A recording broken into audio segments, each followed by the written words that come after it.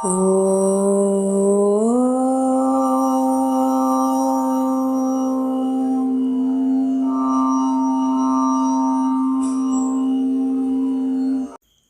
ஸ்ரீ குருப்யோ நமக.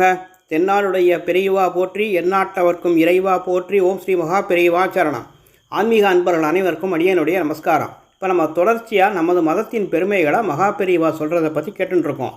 இதில் கடைசியாக வர்ண தர்மத்தை ஏன் எல்லாரும் கரிச்சு கொட்டுறாங்க, காஸ்டிசம்னு திட்டுறாங்க, தேசத்தின் முன்னேற்றத்திற்கு ஜாதி தான் பெரிய தீமையை செய்கிறது அப்படிங்கிற அபிப்பிராயம் ஏன் பரவலாக உண்டாகியிருக்கு, ஜாதின்னு சொன்னாலே ஜெயிலில் பிடித்து போட்டுடணும் அப்படிங்கிற அளவுக்கு நினைப்பு உண்டாகிருக்கிறது எதனால் அப்படின்னு சொல்லி பெரியவா தனக்கு தெரிஞ்ச காரணங்களை யார் பொறுப்பாளி அப்படின்னு சொல்ல ஆரம்பிக்கிறார்.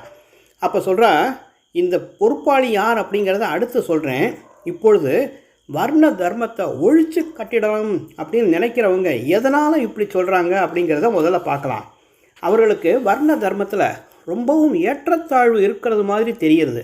இப்படி இருக்கப்படாது, எல்லாரையும் ஒரே மாதிரி ஆக்கி உயர்த்த வேண்டும் அப்படின்னு ஆசைப்படுறாங்க.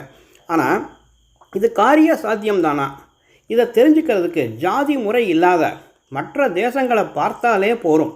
எல்லாம் சமமாகி விடுவது ஒரு நாளும் நடக்க முடியாத காரியம் அப்படிங்கிறதுக்கு அந்தந்த தேசங்கள் எல்லாமே பிரத்யக்ஷ உதாரணங்களாக இருக்கின்றன.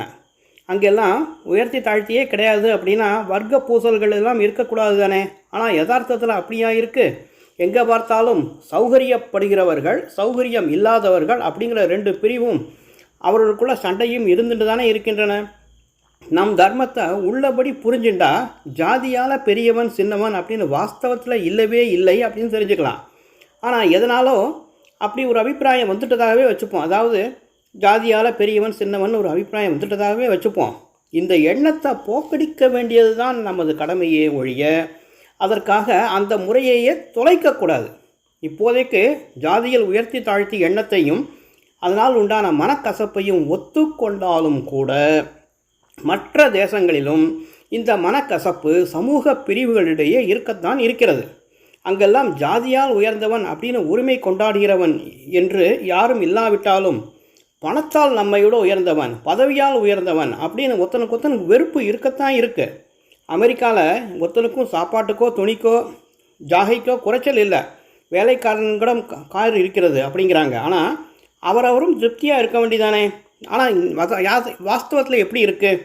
அங்கேயும் ஒரு கார் வச்சுருக்கிறவன் 2 கார் வச்சுருக்கிறவனை பார்த்து வயிற்றுச்சல் பட்டுருக்கான்.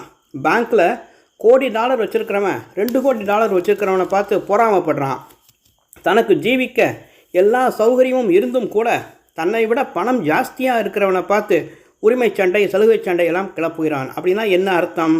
அவன் தன்னை விட உயர்ந்த ஸ்திதியில் இருக்கிறான் என்று இவன் நினைக்கிறான் என்று தானே அர்த்தம். இப்படியாக அங்கேயும் கூட உள்ளூர ஒரு தினசில் உயர்த்தி தாழ்த்தி எண்ணங்கள் இருக்கத்தான் செய்கின்றன.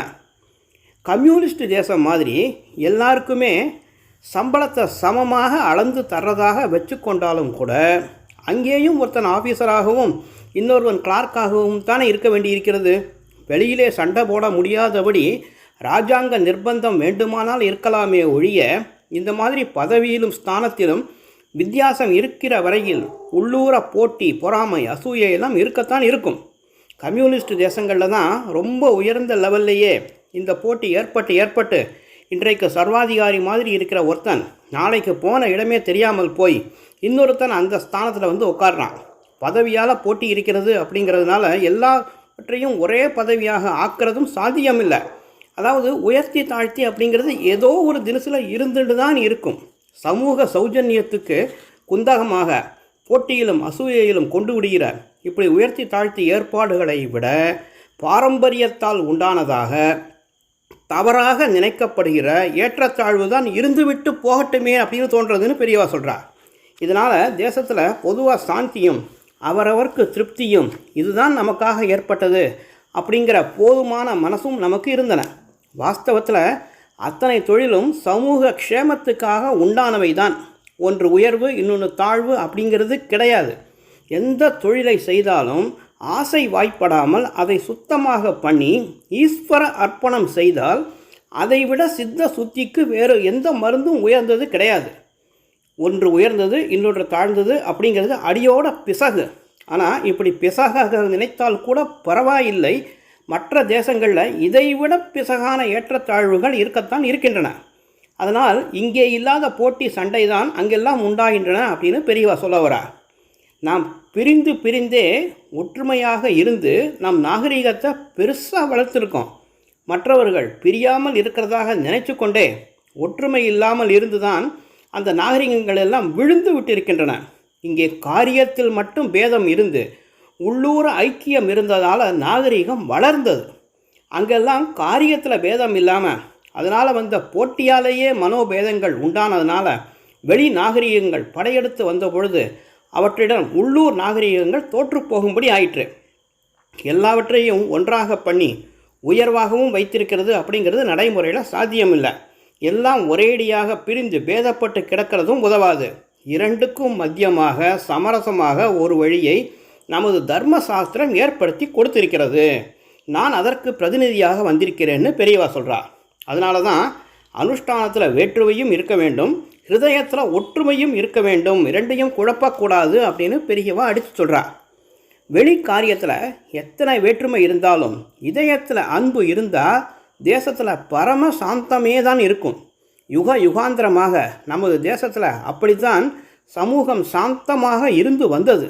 அவரவரும் சுயநலனை மட்டும் எண்ணாமல் சகல ஜனங்களுக்காகவும் நாம் இந்த கர்மத்தை செய்கிறோம் அப்படிங்கிற மனோபாவத்தினால தங்கள் பரம்பரை கர்மத்தை செய்ததுனால ஏற்றத்தாழ்வு இல்லை. என்ன விபரீதம் ஏற்பட்டாலும் சாமானிய தர்மங்களை அனைவரும், விசேஷ தர்மங்களை அவரவரும் கூடிய வரையில் ரட்சித்து வந்தால் எந்த நாளும் நமக்கு குறை வராது. தென்னாடுடைய பெரியவா போற்றி, எந்நாட்டவர்க்கும் இறைவா போற்றி. ஓம் ஸ்ரீ மகா பெரியவா சரணம். நன்றி, வணக்கம்.